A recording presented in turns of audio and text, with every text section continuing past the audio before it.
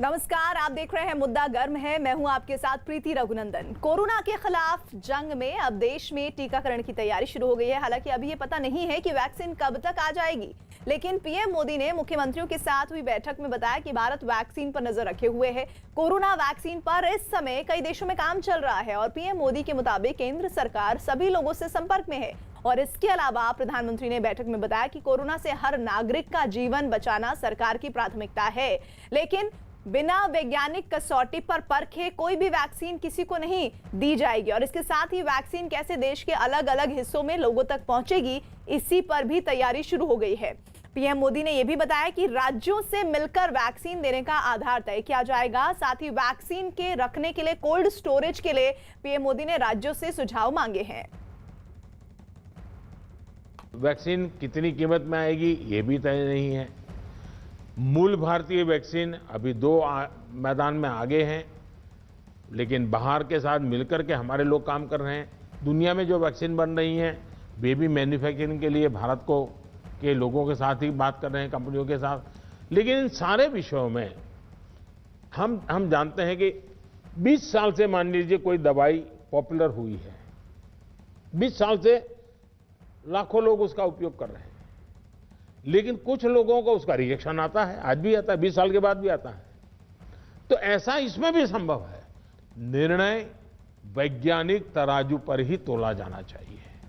निर्णय उसकी जो अथॉरिटीज हैं उन अथॉरिटीज के सर्टिफाइड व्यवस्था से ही होनी चाहिए। हम लोग समाज जीवन की चिंता करते हैं, लेकिन हम सब जानते हैं कि हम कोई वैज्ञानिक नहीं है, हम इसकी एक्सपर्टाइज हमारी नहीं है।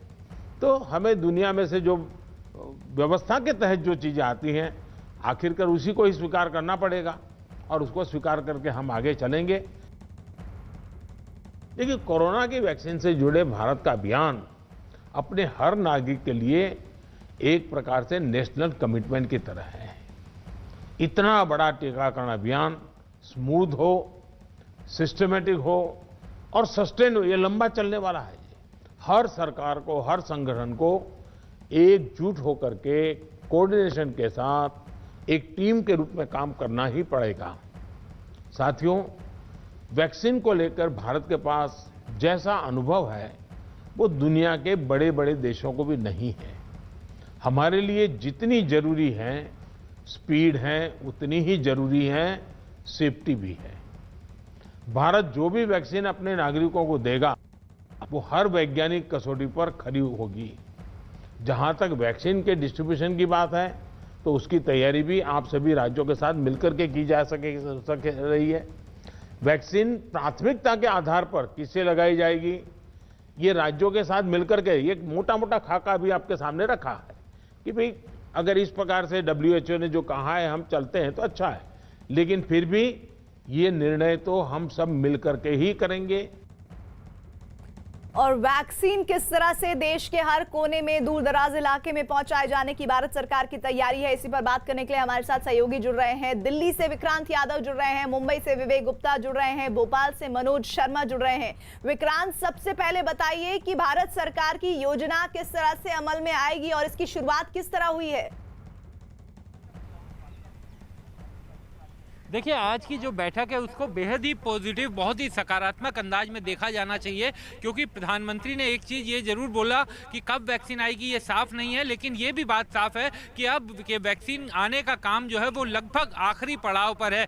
तो जो एक उम्मीद जताई जा रही है कि अगले साल के शुरुआती महीने में ही ये वैक्सीन आ सकती है, उसकी उम्मीद की जानी चाहिए देशवासियों को। और अब आगे की कार्रवाई शुरू कर दी है, क्योंकि वैक्सीन आने के बाद जो असली काम होगा, मोडेलिटीज क्या होंगी, किस तरीके से राज्यों तक पहुंचेगी, राज्यों से कैसे निचले स्तर तक पहुंचेगी, हर आम आदमी तक कैसे वैक्सीन पहुंचेगी, इसकी तैयारियां अब सरकार ने शुरू कर दी। और प्रधानमंत्री का ये कहना कि राज्यों के साथ मिलकर ही इस काम को अंजाम दिया जा सकता है, ये एकदम सही बात है, क्योंकि राज्यों को एकदम निचले स्तर तक वैक्सीन को पहुंचाना होगा। तो उस स्थिति पर अब सरकारें काम कर रही हैं, तो ये मानकर चलना चाहिए कि एक सकारात्मक संदेश है, क्योंकि कोरोना की जिस तरीके की स्थिति बनी हुई है, हमारे लिए जो इस बार वाला वेव है बहुत ही खतरनाक भी रहा, क्योंकि डेथ रेट थोड़ा बढ़ बढ़ा। इसके अलावा जो पॉजिटिविटी रेट है वो भी चिंता की बात है, उसको कम करने की प्रधानमंत्री ने बात की। तो इन सब चीजों को देखते हुए अब सरकार साथ साथ एक तरफ तो कंटेन करने की कोशिश कर रही है, कोरोना को विक्रांत, आप जैसा बता रहे हैं कि कोऑर्डिनेशन राज्यों के साथ बेहद महत्वपूर्ण होगा। मुंबई से विवेक है हमारे साथ। विवेक, महाराष्ट्र सरकार किस तरह से इस कोऑर्डिनेशन में मदद करेगी? प्रीति, देखिए इस पूरे मामले में महाराष्ट्र सरकार जो उद्धव ठाकरे खुद पीएम नरेंद्र मोदी के साथ संपर्क में थे वीडियो कॉन्फ्रेंसिंग के जरिए, तो उन्होंने इस मीटिंग के बाद सबसे पहले जो बात कही है कि अब इस पूरे राज्य में टास्क फोर्स बनाई जाएगी और वो जो टास्क फोर्स होगी वो पूरी तरह से प्लान करेगी कि महाराष्ट्र में किन किन इलाकों में कैसे कैसे मेडिसिन जो वैक्सीन उसको पहुंचाया जाए। प्रीति, आपको बताना चाहें कि महाराष्ट्र एक एपिक सेंटर बना हुआ था कोरोना वायरस का। 17,80,000 से ज़्यादा कोरोना के मामले और 46,600 से ज़्यादा मौतें सिर्फ और सिर्फ महाराष्ट्र में हुई हैं। तो सबसे ज़्यादा जो अफेक्टेड स्टेट है वो महाराष्ट्र है। यही वजह है कि उद्धव ठाकरे ने पूरी कोशिश की और अपनी बात कही कि जो वैक्सीन अगर शुरू होती है, वैक्सीन अगर का जो प्रोसेस शुरू होता है तो सबसे ज़्यादा फोकस वो महाराष्ट्र पे देना चाहिए, क्योंकि सबसे ज़्यादा मामले यहाँ पर हैं। क्योंकि जो काफ़ी बड़ा स्टेट है, तो महाराष्ट्र सरकार ने ऐलान कर दिया है कि बाकायदा इसकी डिस्ट्रीब्यूशन के लिए एक टास्क फोर्स बनाई जाएगी। बाकायदा इसके लिए कोल्ड स्टोरेज और वेयर हाउस ढूंढे जा रहे हैं। कोल्ड स्टोरेज बनाने की तैयारी और जो व्यवस्थाएं करनी है उस पर महाराष्ट्र सरकार चिंतित है, क्योंकि महाराष्ट्र सरकार उससे पहले भी लगातार ये बात कोशिश कर रही है कि किसी तरह से इस तरह के लोग जो दूसरे राज्यों से महाराष्ट्र में आ रहे हैं उनका कोरोना नेगेटिव रिपोर्ट अपने साथ लाना बेहद जरूरी है। भोपाल से मनोज शर्मा जुड़े हुए हैं। मध्य प्रदेश सरकार का क्या टेक है, किस तरह की रणनीति है मनोज? प्रीति, जहाँ तक मध्य प्रदेश की बात है तो लगातार यहाँ मामले मध्य प्रदेश में जो खास तौर पर 5 शहर जो हैं, इंदौर, भोपाल, ग्वालियर, रतलाम, विदिशा, इनमें जो रात का कर्फ्यू शुरू किया है सरकार ने और लगातार जो पॉजिटिविटी रेट है वो लगातार बढ़ रहा है। तो जाहिर तौर पर यहाँ पर मध्य प्रदेश में सरकार की रणनीति है कि जैसे ही वैक्सीन को लेकर कोई बात आती है तो वो पहले भी मध्य प्रदेश के मुख्यमंत्री कह चुके हैं कि जो वैक्सीन है, पहले जो कोरोना वॉरियर्स हैं उन तक वैक्सीन पहुँचे। हम लोगों से पूछते हैं वैक्सीन का कितना इंतजार है आपको? सर, जल्दी से जल्दी वैक्सीन आ जाए। इससे क्या है, हम लोगों को बहुत दिक्कतें हो रही हैं, काम वाम करने में भी लोग अभी डरे हुए हैं। अब इसे मास्क को ही वैक्सीन समझ के यूज़ कर रहे हैं लोग। मास्क को वैक्सीन बनाए हुए हैं तो आप बहुत तो अच्छी मास्क बात अच्छे से बोली लगाए मनोज हुए हैं। इन्होंने कि मास्क को ही वैक्सीन अभी बनाया गया है, क्योंकि वैक्सीन आने में समय है। और इस बीच पीएम ने कहा है कि पूरे देश ने मिलकर कोरोना से लड़ाई लड़ी है। पीएम के मुताबिक बड़ी लड़ाई हम जीत चुके हैं और अब अंत में ज्यादा सतर्क रहने की जरूरत है। एकदम से वैक्सीन पर शिफ्ट तो जिसका काम करना है करेंगे, हमें तो कोरोना पर ही फोकस करना है। हमें किसी भी हालत में ढिलाई नहीं बरतने देनी है। हाँ, शुरू में कुछ बंधन इसलिए लगाने पड़े ताकि व्यवस्थाएं भी विकसित करनी थी, लोगों को थोड़ा एजुकेट भी करना था। अब हमारे पास टीम तैयार है, लोग भी तैयार हैं। थोड़ा आग्रह रखेंगे तो चीजें संभल सकती हैं। तो जो चीज हम तैयार करें उसको जरा इंप्लीमेंट करें और हमें आगे अब कोई बढ़े नहीं, इसकी चिंता जरूर करनी होगी, कोई नई गड़बड़े न हो। आपदा के गहरे समंदर से हम निकले हैं, ये हम मान के चले। इतना बड़ा देश, दुनिया मानती थी कि भारत तो नहीं संभल पाएगा। आपदा के गहरे समंदर से हम निकलकर हम किनारे की तरफ बढ़ रहे हैं। हम सभी के साथ वो पुरानी जो एक शेर शायरी चलती है, ऐसा न हो जाए कि हमारी किश्ती भी वहां डूबी जहां पानी कम था। ये स्थिति हमें नहीं आने देनी। आपदा के बड़े समंदर से बाहर हम निकल चुके हैं विक्रांत। अब बस ये कह सकते हैं कि हाथी निकल गया है और पूंछ रह गई है। देखिए, बिल्कुल पीएम ने जब अपनी बात जो कही राज्यों के मुख्यमंत्री से, उसमें इस बात को साफ दिखाया। लेकिन एक जो चिंता भी जताई प्रधानमंत्री ने वो ये थी कि अभी हाल के दिनों में जिस तरीके से एक देखा गया कोरोना के मामलों में बढ़ता हुआ ट्रेंड, उसके पीछे कहीं ना कहीं हम लोगों की अपनी लापरवाही है, जनता की भी लापरवाही उसमें बड़े पैमाने पर रही। उसकी तरफ भी, उस डर की तरफ भी पीएम ने अपना इशारा किया और ये कहा कि अब चूंकि बिल्कुल किनारे पर आ गए हैं, अब ज़्यादा सावधान रहने की ज़रूरत है और निश्चित तौर पर पिछले कुछ दिनों में जिस तरीके से मामले बढ़े हैं, जिस तरीके से कुछ राज्यों में मृत्यु दर भी बढ़ी है, क्योंकि 8 ऐसे राज्य जिनके साथ आज पीएम ने पहले अलग से बैठक की जहां पर कोरोना के मामले भी ज़्यादा आ रहे हैं, डेथ के मामले भी ज़्यादा आ रहे हैं, तो उन सब चीज़ों की चिंता कहीं ना कहीं पीएम के दिमाग में भी थी। और कोरोना को देखते हुए जिस तरीके का पहले संयम बनाकर रखा था, संतुलन बनाकर रखा था, अब चूंकि एकदम क्रूशियल समय है, अब अंतिम समय में भी उसी तरीके का व्यवहार जनता रखे। और जब तक कोरोना की वैक्सीन नहीं आ रही है तब तक सामाजिक दूरी, 2 गज की दूरी और मास्क लगाना है जरूरी। पीएम मोदी ने लोगों से अपील की है विक्रांत कि वो कोरोना में ढिलाई बिल्कुल ना बरते। जब कोरोना से रिकवरी का रेट बढ़ा तो लोगों को लगता है कि ये वायरस नुकसान नहीं कर रहा है, ये कमजोर हो गया है। बहुत से लोग ये भी सोचने लगे हैं कि अगर बीमार हो भी गए तो ठीक हो जाएंगे। इस वजह से लापरवाही का ये स्टेज बहुत बड़ा व्यापक हो गया है। और इसलिए मैंने हमारे त्योहारों की शुरुआत में ही स्पेशली राष्ट्र के नाम संदेश दे करके सबको हाथ जोड़ करके प्रार्थना की थी कि भाई ढिलाई मत बरतिए, क्योंकि कोई वैक्सीन नहीं है, दवाई नहीं है, हमारे पास एक ही रास्ता बचा है, हम हर एक को कैसे अपने अपने आप बचाएं। और हमारी जो गलतियां हुई वही एक खतरा बन गया, थोड़ा ढिलाई आ गई। इस चौथे चरण में लोगों को कोरोना की गंभीरता के प्रति हमें फिर से जागरूक करना ही होगा। मनोज, आप मध्य प्रदेश भोपाल के जिस हिस्से में मौजूद हैं, प्रधानमंत्री की इन बातों को कितना अमल कर रहे हैं लोग? लोगों में खास तौर पे मैंने देखा बीते जब दोबारा दूसरी लहर आई प्रीति, तो उसके बाद लोग मास्क को लेके शुरुआत में वो सजगता नहीं थी, लेकिन धीरे धीरे लोगों में सजगता है। जैसे आप एक नज़र डालिए यहाँ पर तो आपको हर शख्स मास्क पहने दिखाई देगा। किसी को अगर वो किसी शॉप पर आ रहे हैं तो मास्क पहन कर ही आते हैं। प्रधानमंत्री अब कह रहे हैं कि जब जो वैक्सीन है वो जल्दी आएगी, लेकिन बीच में लोगों को थोड़ी सी लोगों ने मतलब ऐसा सोचा कि ठीक है बीमार हो भी जाएंगे तो क्या होगा। नहीं, लोगों की लापरवाही रही है। अगर लोग बाग सही तरीके से सैनिटाइजेशन करें, मास्क लगाएं, तो इतना प्रभाव नहीं दिखा पाएगा कोरोना, और हमें कोरोना से जल्दी मुक्ति मिलेगी। मतलब मास्क ही अभी वैक्सीन है? जी, मास्क ही अभी वैक्सीन है। जितना हो सके हमें उचित दूरी बना के रखें, लोगों से कम मिलें और मास्क लगा कर चलें। अभी जो आप मास्क पहने हुए हैं, मास्क को लेकर मैं आपसे एक बात पूछूंगा कि प्रधानमंत्री कह रहे हैं कि कोरोना की वैक्सीन जब तक नहीं आती है तो थोड़ी सजगता तो चाहिए। हाँ, बिल्कुल सही कहा है प्रधानमंत्री जी ने, क्योंकि जब तक वैक्सीन आई नहीं है तब तक लोग वैक्सीन को, मास्क को ही वैक्सीन समझ के उपयोग करें तो फायदा और अगर जरूर ऐसा होगा। नहीं किया तो फिर उसका खमियाजा भी भुगतना होगा। इधर मुख्यमंत्रियों के साथ पीएम मोदी की बैठक में ही गृह मंत्री अमित शाह ने राज्यों को कोरोना से सतर्क रहने की सलाह दी है। बैठक में गृह मंत्री ने कहा है कि यूरोप और अमेरिका में मामले दोबारा बढ़ रहे हैं, इसलिए हमें भी सावधान रहना होगा और सोशल डिस्टेंसिंग के पालन के साथ साथ मास्क के इस्तेमाल को जरूरी बनाए रखना होगा। और इसके बाद स्वास्थ्य सचिव ने आगामी दिनों की जानकारी देते हुए कहा कि दिल्ली, केरल, महाराष्ट्र और राजस्थान को विशेष सावधानी बरतनी पड़ेगी। वैक्सीन जिसका भारत देश में भी 2 प्रकार की वैक्सीन का निर्माण होकर के उसका ट्रायल चल रहा है। दुनिया के कई देश भी वैक्सीन बना रहे हैं। तो हमारे ट्रायल का 3rd फेज इस समय शुरू हुआ है। बहुत जल्दी 3rd फेज समाप्ति के बाद ये आम नागरिक के लिए भी उपलब्ध हो, तो इसके लिए भी आज योजना रचना बनाने के लिए कहा है।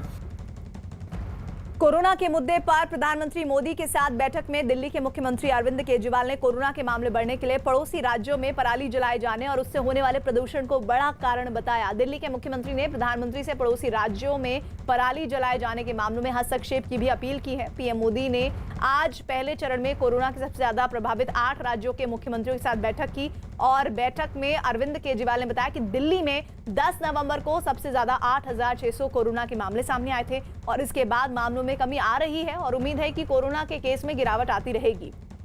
इसके अलावा दिल्ली के मुख्यमंत्री ने केंद्र सरकार अस्पतालों में 1000 आईसीयू बेड कोरोना मरीजों के लिए रिजर्व रखने की मांग भी करते दिखे।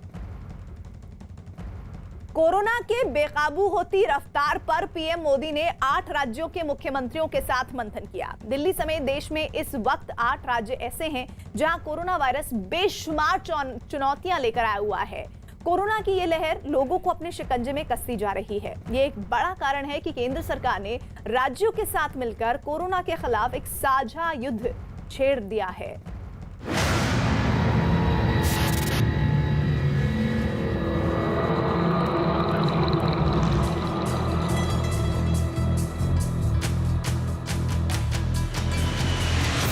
देश में कोरोना की सुनामी, 8 राज्यों पर बड़ा खतरा, वायरस पर काबू की कोशिश, एक्शन में केंद्र सरकार। नवंबर में कोरोना की ऐसी लहर उठी है कि देश के कई राज्यों में हाहाकार मचा हुआ है। सबसे बुरा हाल तो देश की राजधानी दिल्ली का है, जहां लगातार चौथे दिन 100 से ज्यादा लोगों को कोरोना वायरस की वजह से अपनी जान गंवानी पड़ी है। दिल्ली में 20 नवंबर को 6,608 नए मरीज सामने आए, जबकि 118 लोगों की मौत हो गई। 21 नवंबर को 5,879 नए मरीज सामने आए, जबकि 111 लोगों की मौत हुई। 22 नवंबर को 6,746 नए मरीज सामने आए, जबकि 121 लोगों की मौत हुई। तो वहीं 23 नवंबर को 4,454 नए मरीज सामने आए, जबकि 121 लोगों की मौत हुई। दिल्ली में 4 दिन में 441 लोगों की मौत। दिल्ली में 8,500 के पार मौत का आंकड़ा। हालांकि दिल्ली के लिए राहत की बात बस इतनी ही रही कि इस दौरान बीते 24 घंटे में 7,200 से ज्यादा मरीज ठीक भी हुए हैं। यानी एक दिन में पीड़ित मरीजों की तुलना में सही होने वाले मरीजों की तादाद अच्छी खासी है। लेकिन कोरोना काल में ऐसे आंकड़े लगातार धोखा देते नजर आए हैं। यही वजह है कि केंद्र सरकार भी किसी तरह की लापरवाही बरतने के मूड में नहीं है। कोरोना संक्रमण का खतरा अभी भी बना हुआ है। 2 गज की दूरी, मास्क और साबुन से साफ सफाई के नियम किसी भी हालत में भूलने नहीं हैं। जरा सी ढिलाई खुद को, परिवार को, गांव को संकट में डाल सकती है।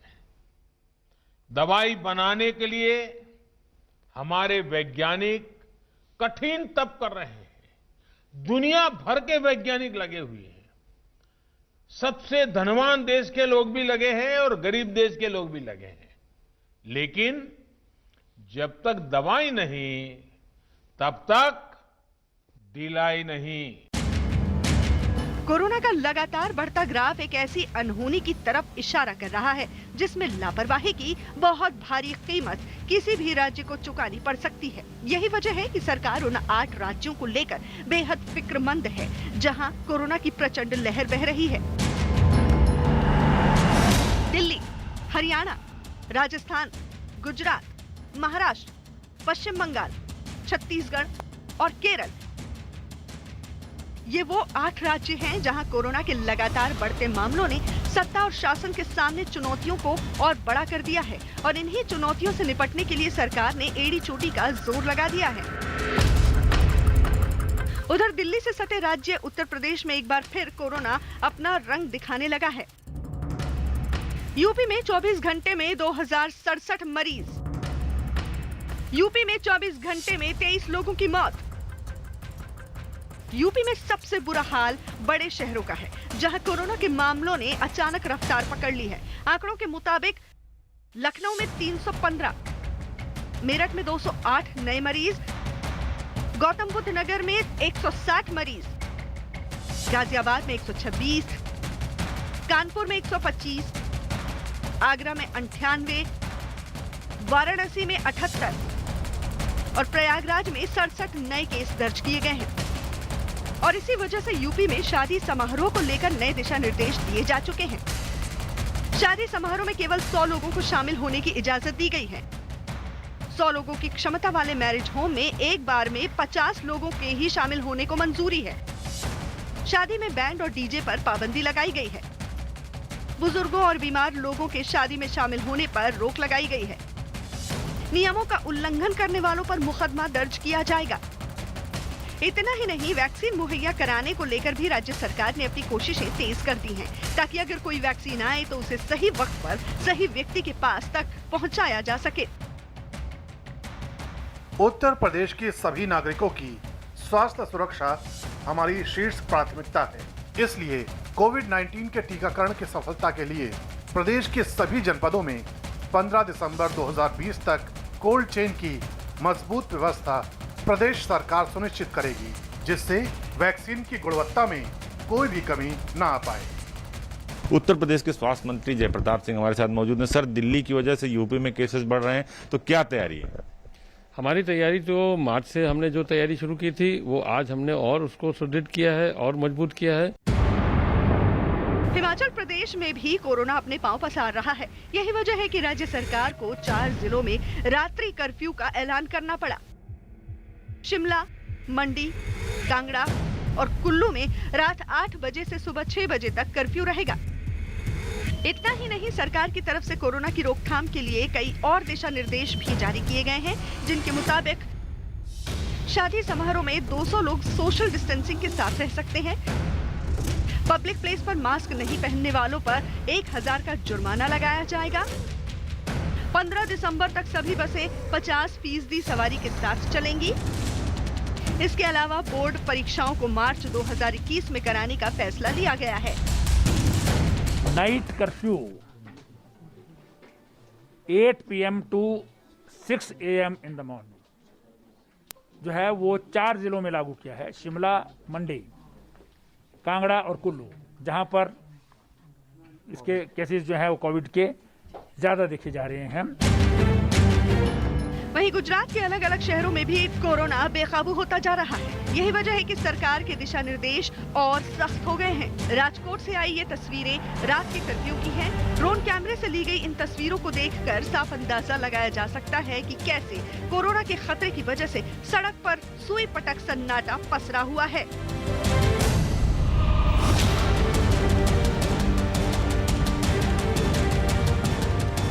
राजस्थान के कई जिले इस वक्त कोरोना के कहर से जूझ रहे हैं। राज्य पर यह कोरोना का दूसरा बड़ा हमला है, लिहाजा राजस्थान के 8 जिलों में रात्रि कर्फ्यू जयपुर, जोधपुर, कोटा, बीकानेर, उदयपुर, अजमेर, अलवर और भीलवाड़ा जैसे जिलों में 8 बजे से लेकर सुबह 6 बजे तक कर्फ्यू का ऐलान किया गया है।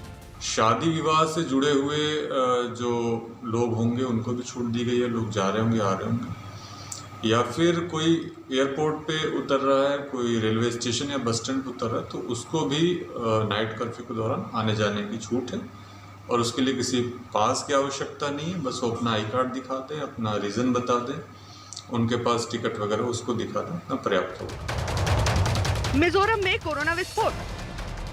मिजोरम में 24 घंटे में 50 मरीज। कोरोना की ये लहर मिजोरम पर भी भारी पड़ रही है। यहाँ के लगभग हर जिले को अब कोरोना ने अपनी चपेट में ले लिया है। हालांकि सक्रिय मामलों की संख्या यहाँ 502 ही है, लेकिन आने वाले दिनों में खतरे की लकीर और गाढ़ी होती जा रही है। और दिल्ली में कोरोना के बढ़ते मामलों को देखते हुए सख्ती बरती जा रही है, लेकिन दिल्ली के कमला नगर में सोशल डिस्टेंसिंग की सरेआम धज्जियां उड़ती हुई दिखाई दी। दिल्ली सरकार का दावा है कि मार्केट और दूसरे बाजारों में भीड़ को कम किया जा रहा है, लेकिन कमला नगर मार्केट की जो तस्वीर सामने आई है, जो इस वक्त आप देख रहे हैं, वो हैरान करने वाली है। कमला नगर मार्केट में खरीदारी के लिए भारी भीड़ दिखाई दे रही है। यहाँ तक कि किसी ने भी सोशल डिस्टेंसिंग की परवाह तक नहीं की और न ही प्रशासन की तरफ से भीड़ को नियंत्रित करने के लिए कोई कदम उठाया। हालांकि थोड़ी राहत की बात यह है कि ज्यादातर लोग मास्क लगाए हुए दिखे, लेकिन जिस तरह से मार्केट में भीड़ दिखाई दे रही है, कोरोना के हालात को देखते हुए वो बेहद खतरनाक है। इस वक्त हम मौजूद है दिल्ली के कमला नगर मार्केट में, और क्या है मार्केट का हाल, इसकी तस्वीरें आपको दिखा रहे हैं। आपको सीधी तस्वीरें दिखाते हैं कमला मार्केट की, जहां पर अभी हम मौजूद हैं। यहाँ पर आप देखेंगे कि किस तरीके से भारी भीड़ साथ साथ चल रही है। सोशल डिस्टेंसिंग का कहीं भी पालन नहीं किया जा रहा है। कई लोग ऐसे हैं जो मास्क पहने हुए हैं लेकिन उसे नीचे किए हुए हैं। ऐसे में ये तस्वीरें भयावह है, जिस तरीके से लगातार दिल्ली में कोरोना के मामले बढ़ रहे हैं। खास बात यह है कि यहाँ पर किसी भी सिविल डिफेंस के वॉलंटियर की तैनाती भी हमें मार्केट में नहीं नजर आई है। पुलिस तैनात है लेकिन वो एक तरफ तैनात है। ऐसे में यहाँ पर कोई जो व्यवस्था है उसको मेंटेन कराने के लिए भी कोई नज़र नहीं आ रहा है। और यहाँ पर खास बात यह है कि जिस तरीके से कोरोना के मामले बढ़ रहे हैं, मास्क और सोशल डिस्टेंसिंग को लेकर 2000 के चालान किए गए हैं, बावजूद उसके कोई असर कम से कम इस मार्केट में होता हुआ नज़र नहीं आ रहा है। जिस तरीके से फैटेलिटी रेट बढ़ रहा है, मौत बढ़ रही है, जिस तरीके से संकट गहरा रहा है, लेकिन यहाँ कमला नगर मार्केट में लोग इस संकट से बेफिक्र नजर आ रहे हैं। और बड़ी खबर आ रही है मुंबई से। मुंबई और ठाणे में